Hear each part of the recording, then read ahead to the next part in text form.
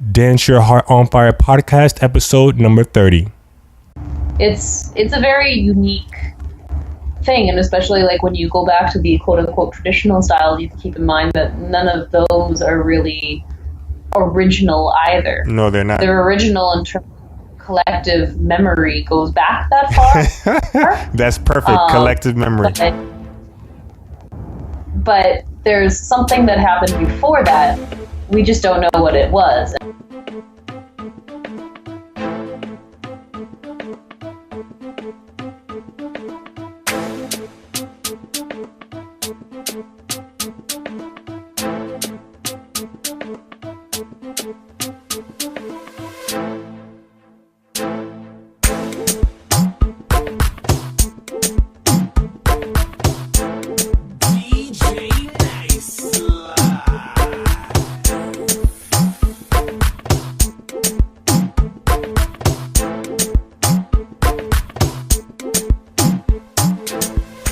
Welcome to the Dance Your Heart on Fire podcast, the podcast dedicated to inspiring dancers worldwide whose hearts have been touched by music and dance. The universal language of dance and music is spoken by many of us throughout the world. We want to motivate the dancer in you by sharing stories, insights, and ideas to enhance your journey. Join us now with your host, Charles Ogar. Hello, everyone. This is Charles with the Dance Your Heart on Fire podcast coming at you with another episode.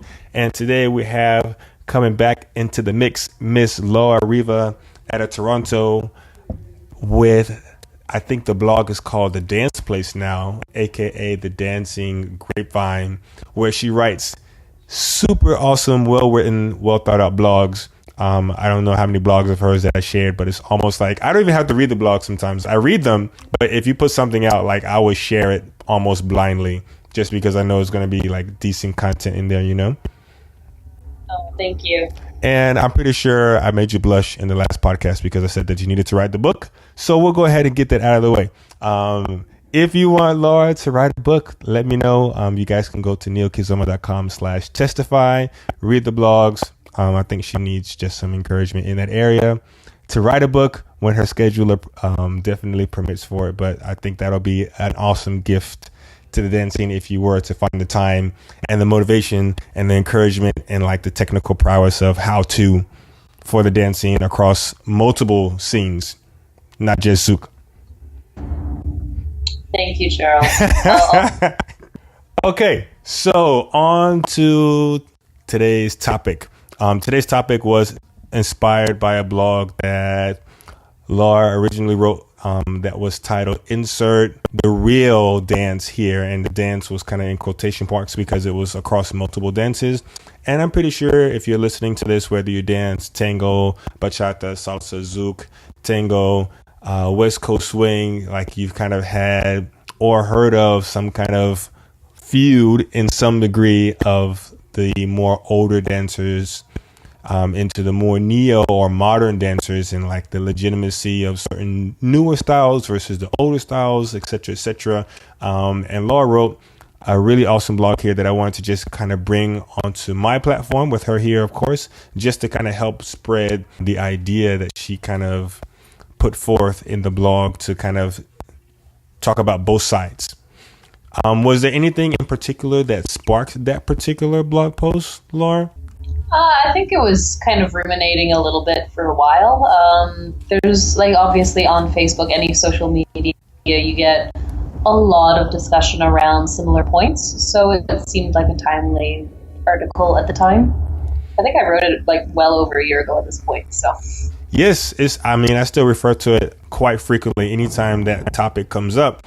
And the main thing that really stood out to me, or the main word, was cross compatibility throughout the styles. But we'll go ahead and get into the topic here, starting with just different dances and the newer styles and the more traditional styles.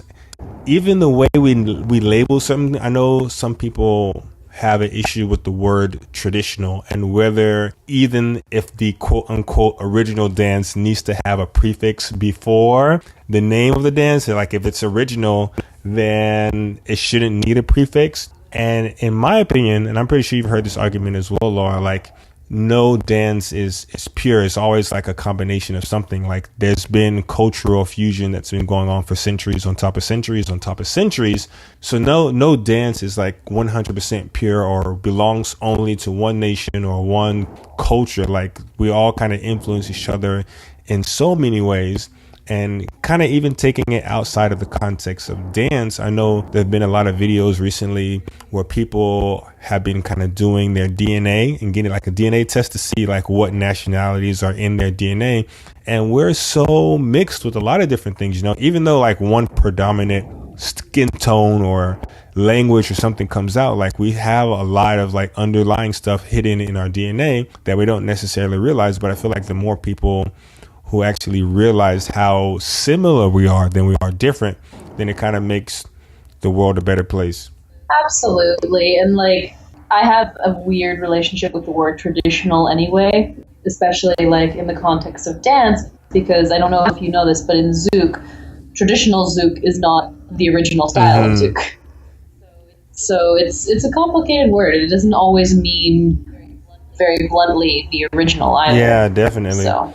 And I guess at this point, I should just kind of put it out there. If this is your first podcast hearing Laura and I speak, I am a Kizomba instructor. I do this professionally full time for about 2 years now. And Laura is a Zouk instructor out of Toronto. And she's very knowledgeable across multiple dances. But that's kind of like where we're coming at. We're going to kind of share our perspectives from other dances to the best of our knowledge. Feel free to like share any insights or anything like that to add to the conversation. So we definitely don't want to come off as like this is it. It's kind of like opening the discussion and kind of having just a healthy conversation about the topic, you know? Yeah, I think just to add on to that, I don't think it's actually possible with something like this that is so subjective to come to a conclusion. Because, for example, my idea of cross-compatibility may be very different than your idea of cross-compatibility and things like that. So yeah, the podcast is definitely here to promote healthy discussion and different sides. So like we definitely like in the comments of the podcast, feel free to share if you agree, if you disagree, we can do so in a respectful and in a healthy way. But I think it's important to have the conversation for sure, you know? All right. So I myself, from my perspective, I definitely teach the more quote unquote modern version of Kizomba. I definitely respect the roots of Kizomba, and it's definitely apparent when you see somebody who dances neo or urban Kizomba who doesn't have a foundation in the more traditional things. Like you can tell it lacks in their dancing, you know. But if I were to be completely honest with myself and say which type of music sets my heart on fire to where I want to listen to this and it gives me like ants in my pants that I want to dance like right now, like it's definitely going to be like the English remixes of like Beyonce and Usher and like instrumentals, definitely the more modern sounding.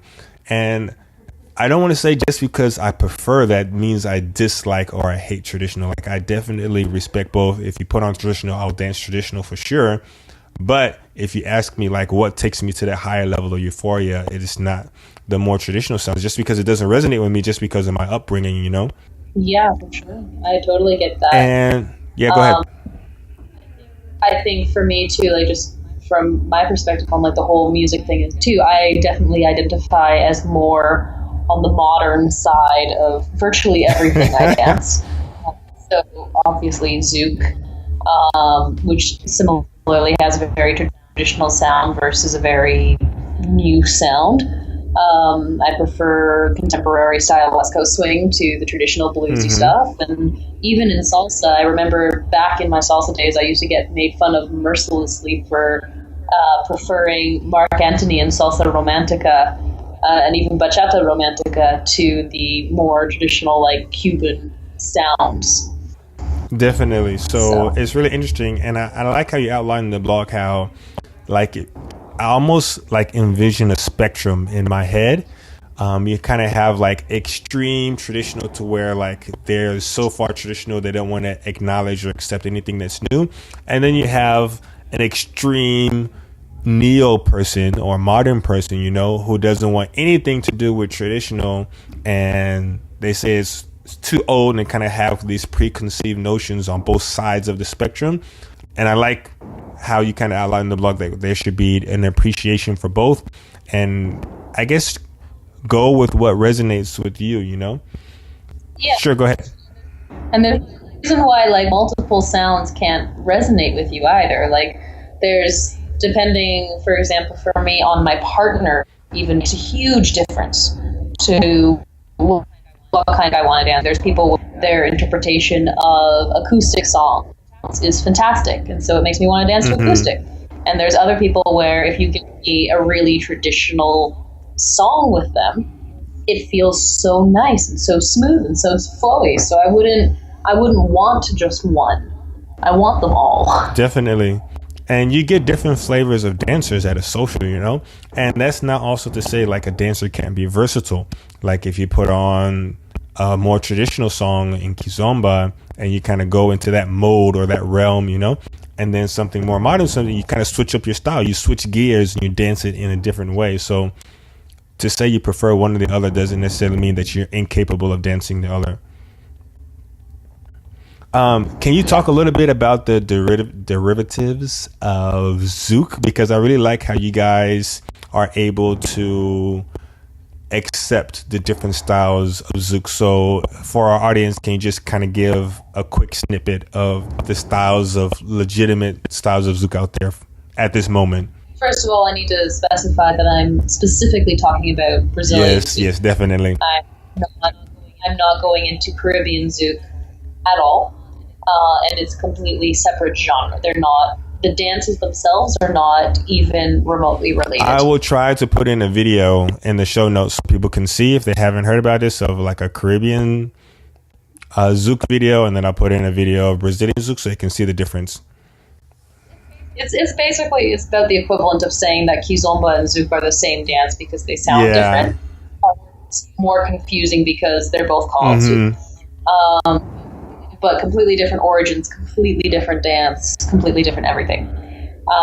Within Brazilian Zouk, the original quote-unquote form of the dance is now referred to as Lamba Zouk. And it descended primarily from the lambada when it died out in about the 80s. After that, it kind of went through a little bit of a reformation period where it became what's now called Zouk traditional, which is also sometimes referred to as Rio Zouk. So depending on where you were in Brazil, you had one of these two styles. They have different timing. They have some different principles. So it's kind of like salsa on one versus salsa on two. You can dance one or the other, but the timing makes it a little wonky if you're less comfortable with the music. But the actual foundations of the dance itself are similar enough that you can manage, but not close enough that you're necessarily going to be able to dance both automatically.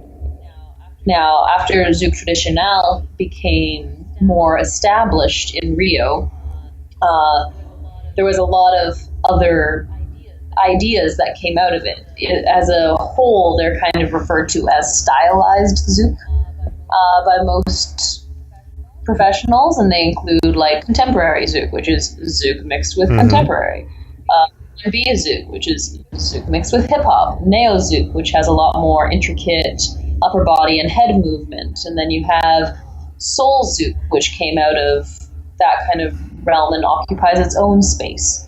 So we have almost the reverse problem of every other dance, where we're really, really eager to call every departure its own style, and we still recognize them all as Zouk.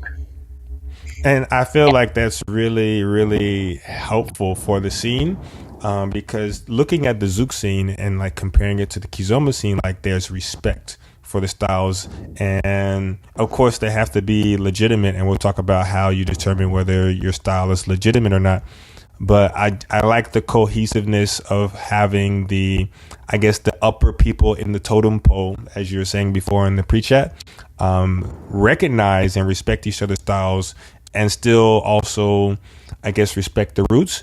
And one of the lines in the blog that I really, really liked was at the end where you were saying, just because the newer music resonates with you and stimulates that creativity and expression doesn't mean that you are ignorant about the technique or the history of the dance. Absolutely. Like, there, to me, if you're serious about a dance, and by serious I mean you are above the level of a casual social dancer, you need to start learning about the history and the culture. I give a pass to very low on the totem pole, for lack of a better word, basic level social dancers, because there's no reason for them to actually go after that. It doesn't mean that it's not important. It doesn't mean that it's not useful, but there's no reason. When I start, for example, say I start doing polo, the sport, right? Say I start doing that. There's no reason that when I'm just playing in a little league at my local wherever, that I need to know all of the big names and all of the big players and where they all came from and what the history of the sport is. I'm just playing a scrimmage match in a yard. So that's kind of where I feel like the basic dancers operate, is in this gray area where really all they want to do is just chill and have a good time and mess around. But beyond that, if you're looking to become serious, if you're looking to become involved, if you're looking to teach or DJ or any of that, you owe it to the dance and to the community that you're inspiring to learn about the history and understand more than just the narrow aspect you're inhabiting. Definitely. I'll put an amen behind that. So yeah, like having your preference, but you still have to understand the roots of the dance. Having your preference of the more modern dance, but still doing your due diligence of the homework of the history of the dance to make sure you're able to at least communicate what it was before and how your preference is different from the roots, so you're not ignorant to it, you know. Dance definitely evolves. It's something that has to continue to thrive, and it can't stagnate, you know. It has to continue to adapt and bring on, I guess, the newer generations, if you will, of the dance. And this is across multiple dances. But one thing that I really, really like, I like the way that the Zouk has definitely seen this. There seems to be a lot more cohesiveness compared to other dance scenes that I've been exposed to. I don't think we really had that much of a choice. I'm pretty sure somewhere in the past, if I dug deeper, I would probably have found some conflict. I know there was something like way back in the early days between like Lamba and traditional. But that was a long time ago now. But quite frankly, we're already a smaller scene than most other social dances out there. I mean, it could be like, the smallness kind of, I guess, maybe could be like a quality over quantity kind of thing, because I know Zouk is definitely not like a entry level dance. It definitely takes some time to get into it. But I think like the culture of Zouk is definitely very accepting overall, in my opinion, from what I've been exposed to. Yeah, I would say that's very, very similar as well. I think part of it comes from a culture of people they don't want to fight. They would rather just let things go anyway. So it's just, it's not worth it to be like, oh my God, let's debate this again on Facebook for 30,000 pages. There's sometimes like we get mostly about music. Not about the dance, but about the music and whether we should be playing more English remixes or if we should be playing more traditional Zouk music. So it's not really as much about the dancing per se, being legitimate or illegitimate. It's why aren't we still dancing more of this music, or why don't we play more of this music, or why are we not playing any old stuff? That's about as messy as I've seen it get outside of like a smaller local instructor who really doesn't know what they're doing and kind of gets told you don't know what you're doing. So yeah, for sure. That was a little bit roundabout, but no, definitely. Let's take a quick moment to thank our sponsors. Have you been looking to level up your kizomba, but you don't have the local instructors to take you there? Are you looking for something concrete to practice with your kizomba partner? Or are you looking for kizomba lessons that you can take on your schedule in the comfort of your home? If you answered yes to any of these questions, look no further. LearnToKids.com is what you need. Progressive, step-by-step lessons that you can take at your pace in the comfort of your home or anywhere with a solid internet connection on your PC, Mac, or any smartphone. New videos are added every month. You can try this awesome resource out 30 days free at LearnToKids.com/podcast.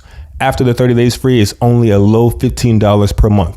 But again, the special offer for the Dance Your Heart on Fire listeners, 30 days free at LearnToKids.com/podcast. You won't find this offer anywhere else. LearnToKids.com/podcast. And now back to our show. And so on that note, I'd like to talk about, in the next section of the blog, to talk about the difference between a new style and something that's completely illegitimate. Can you go ahead, I guess, start off with your thoughts there, and then we'll take it from there? Yeah, sure. To me, very strong difference between the two. So if you're taking something and you're tweaking it, or you're adding a new aspect, or you're changing the music, maybe doing a little bit of different flow, it's not really a different dance. It's not illegitimate. It's just a new style. Like the word style indicates, is just styling essentially. So for example, we have R&B zouk, which can be very staccato and very full of isolations and kind of hip-hoppy movements. It doesn't really look like traditional at all, but it's still founded on very similar principles. Now, illegitimacy to me is when someone takes something and mimics it without understanding or appreciating what the fundamentals are behind the dance. So zouk, I would say, if you have upper body movement, which is a very important part of our dance and a very specific technique, you can tweak it. So for example, in neo-zouk, you might change the frame to cause the head to move by moving a wrist instead of a shoulder or something like that. That's a style, because you're still dealing with the same principles as every other actual dancer in the scene. For sure. But if you completely change what head movement is, where it comes from, how it's structured in the body, it's no longer zouk head movement, it's something else. And we had a very interesting case with that, with a style called M-zouk, which is Mallorca zouk. It's from Spain. And unlike the rest of the styles of zouk, they lead most of their movements from the wrists and hands. And it's more about hand placement than frame. And that style is probably the furthest that zouk has ever gone in a new direction, and it has limited cross-compatibility. It's still recognized as a style, and no one tries to pass it off as being part of the same family, so to speak, as, say, Rio style zouk. But even with that, even with a different technique used and a different way of applying the movement, they still have recognizable elements of zouk in it. They still have like lateral and basic and those kind of movements. They still have head movement that is coming from the same place that it comes in Rio style, even if it's not gotten there in the same way. So it's possible to really straddle that border, and your professional group and their acceptance of the idea, it sometimes becomes a style or it gets dubbed illegitimate. So that's kind of the line you play with there. Yeah, definitely. From my perspective on the kizomba end of that, I know urban kids is definitely becoming more accepted across a lot of these guys, but a lot of the kizomberos now. But before, originally, like 2 years ago, it was definitely a lot of a feuding, like, is this even legitimate? And how far they've gotten away from the base and things like that. But the thing is, it's like, okay, I guess to put things in a simple term, you kind of have Semba, then you have Kizomba, then you have urban kids. That's like, and the music was really like a big driver of a lot of it, you know, because the more modern music that came out with Fresh, a lot of the big Kizomba artists, Mika Mendes, say Cuatro Pedro, they started putting out a lot more urban sounding music, you know, so it kind of changed the way that you dance to a more traditional song. But then as the dancers started to develop to this music, then the dancing started to change. And so it made it really tough to argue that it's illegitimate when, okay, these urban kids dancers are also super, super strong samba dancers, like in Paris, for example, yes, you have some people that do urban kids that don't have the same knowledge or skill set for in samba, but today, like if you go to Paris, you still have a very high level of samba, you have a very high level of urban kids, and sometimes it's the overlap between the two. So that just screams cross compatibility, because like the people understand the fundamental pillars of a lot of these moves and tricks and things like that, and see the similarities between both of them. But I guess it really depends on the, open-mindedness, if you will. No, there's yeah, it's a very unique thing, and especially like when you go back to the quote-unquote traditional style, you have to keep in mind that none of those are really original either. No, they're not. They're original in terms of collective memory goes back that far. That's perfect. Collective memory. But there's something that happened before that. We just don't know what it was. And like, I have a friend who's actually, I shouldn't say friend, because technically we've never actually met. We were only introduced online. Who's a dance historian. And when I say dance, I don't mean, he researches one dance. I mean, this is what he does. He is a dance historian, and he spent 7 years researching foxtrot. So it's not like he did some YouTube searches and put together some stuff. He can tell you things about every dance, including kizomba, including zouk, that you would never have dreamed of knowing about these dances, just because he's looked so far into the background and gone really, really far back into primary source documents and cultural records and everything about the time before. So virtually anything you think of as traditional isn't all that traditional. No, like the word traditional, I mean, we use for lack of a better term, but like a lot of these dances only like 20 years old, 30 years old. And we're not talking about like the waltz that goes back to the times of the 1400s in the Renaissance era, like it's a different time spectrum when you look at the whole scope of what dance is, like the world history of dance. But yeah, we'll definitely like to have him on the show one of these days as you guys continue to kind of develop your relationship. But it would be awesome to have him here on the show. And I guess to add my 2 cents to that, I've also been kind of doing my own research on like the history of partner dancing. But per my research, and granted, a lot of this is just like YouTube and online and just talking to people and things like that, it seems like partner dancing became a thing at like the hot spots where there were like for the slave trade, like the African diaspora. Because if you take a look at a lot of the roots of these partner dances, it's really African and European fusion, in Argentina for tango, in Dominican Republic for bachata, and Cuba and other places for salsa. In Angola, like there's this thing in the kizomba called polyps, Portuguese speaking African countries that all have some kind of link to kizomba, but like these are Portuguese colonies. So again, European African fusion, if you will, that are like bringing forth these partner dances. And even taking a look at West Coast swing and taking a look at Lindy Hop. Lindy Hop, it kind of came to be, I found out like there was this dance called the cakewalk.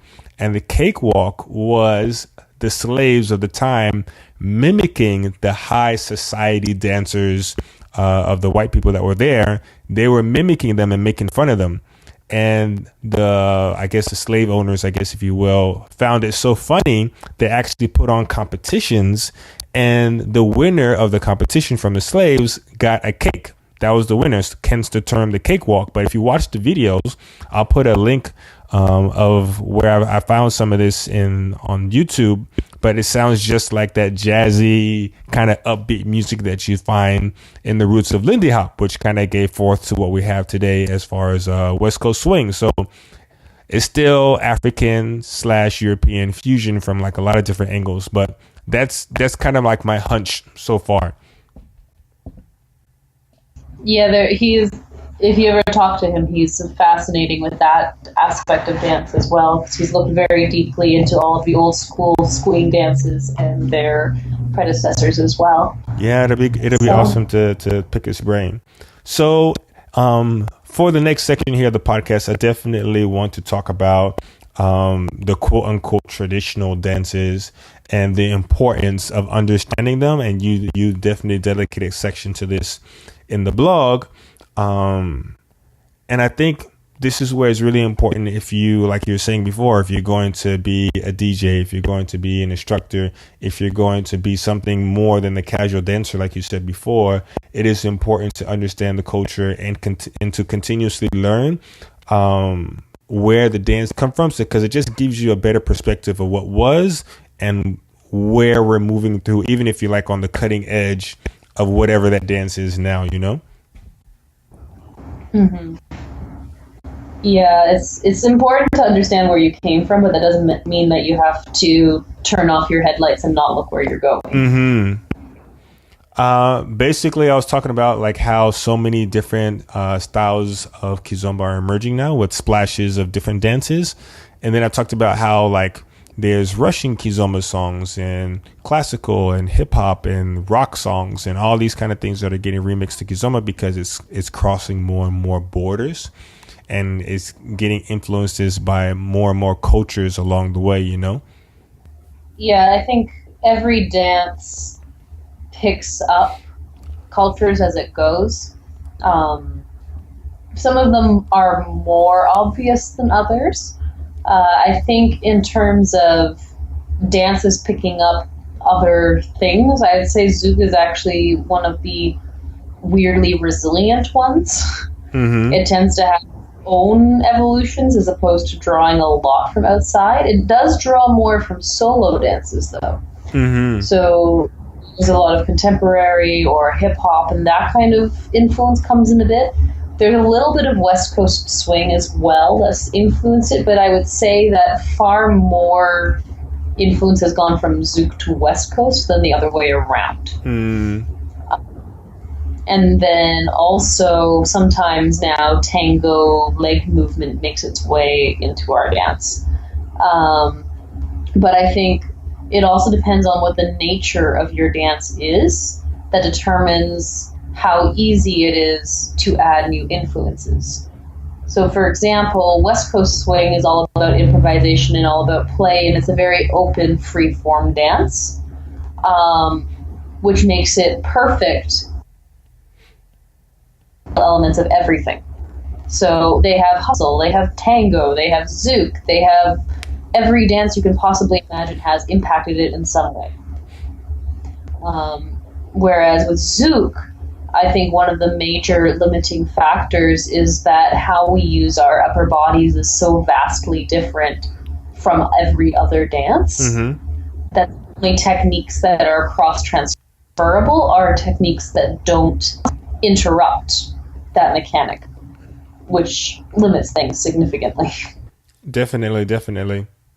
So towards the end of your blog here, we talk about like what needs to change, and instead of like feuding between the new camp and the older camp, there's definitely respects that can be in place versus feuding, you know, because there's value from both ends, you know. And in the blog you talked about like for the newer dancers, people would prefer the modern. Like you definitely did a better insight of the dance as a whole, just understanding where it came from a historical kind of concept, you know.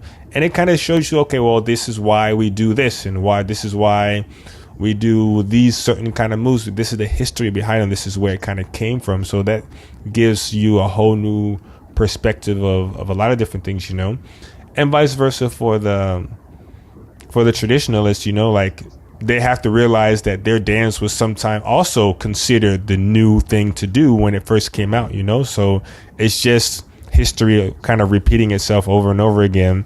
And just in today's world, it's just like we're so united more so than anything with the internet and social media. Like it's a lot easier to like share ideas and inspiration and creativity across borders, and it really just gives way to like a global kind of dance scene versus like back 20, 30, 40 years ago, you couldn't share that information across countries and cultures as easily. Absolutely. And I think there's also a really important differentiation that has to be made between not liking something and viewing it as illegitimate, and also the tendency we have to throw all of the eggs in the same basket. So in terms of not liking but understanding, I can, not like the origins of a dance, but that doesn't mean that I have to say that it's unimportant or unvaluable, like not valuable. For sure. So, like, for example, and I'm using this as an example, I'm not saying this is the case, but like I can sit here as a dancer and be like, well, I don't like kizomba. I think it's a stupid dance, and like they hold each other super close all the time, and like they're just walking around. Why don't they just do tango? More interesting. Like I may personally dislike kizomba and not like it, and I might prefer tango, but that doesn't mean that kizomba as a whole is illegitimate. For sure. Like I can separate and say, okay, well, this isn't my thing. But yeah, it's still a dance, and it still has its own technique and its own heritage and its own everything. So just because I don't like it doesn't make it any less so. So when you're talking about styles of a dance, you can dislike neo-kizomba, or you can dislike traditional kizomba or semba.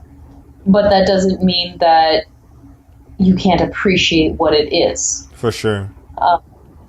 And the other thing is that you don't have to like every single way that every single person is interpreting the new or the old label, right? So I can watch someone do neo, and I can be like, I think that person objectively has no clue what they're doing and has no technique. That's a fair statement, but that doesn't mean that all neo has no clue what they're doing and no technique.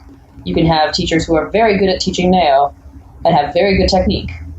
Traditional, whatever, whether it's kizomba or zouk or whatever, they can be claiming, yeah, I dance traditional style and I teach traditional, and they can have really crappy technique. They may be doing traditional, but it might be really bad traditional. That doesn't mean that all traditional sucks. Yeah, it doesn't mean that all neo sucks.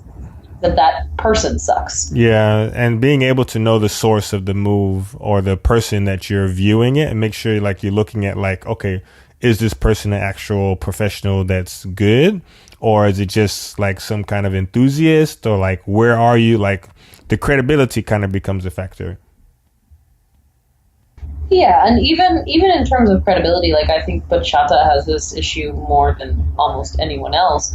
They have world-class artists where they're like, well, they have shitty technique, and like at that point it becomes really difficult, because then your fight is actually within the elite of the dance and the people who are supposed to understand the best. And if you have people who are at the elite level who have somehow gotten there without a foundation, now you have a really big chasm to breach. And like I see it, for example, the big one that probably comes to mind right away is Daniel and Desiree in that community, and a very, very, very distinct product that they're selling, very distinct, and people either love the product or they hate the product. Yeah, and most zookers are on the side of what the heck are they doing? That's stolen and also not done correctly and blah blah blah blah. So there's like, because of that, there's so much conflict that arises just because that as soon as somebody has that credibility, if the credibility isn't supported by technique and foundation, everybody else buys into that, and that now they may actually have great technique and great whatever, but if it's not recognized by their peers, it suddenly becomes very hard to prove, because every Yahoo on the internet will have an opinion on it. Definitely. Yeah, and this kind of goes into our original message at the beginning of the podcast. It's like is this very subjective to like personal taste and personal viewpoints and things like that. So it's not really an official conclusion that we can come to. But in that particular same token, to close out the podcast here, we are one community. Dance is definitely something that should unite us and not divide us. And there has to be respect. Like, just because something isn't your cup of tea doesn't mean that you have to bash it, or it doesn't mean that you have to devalue it or anything like that.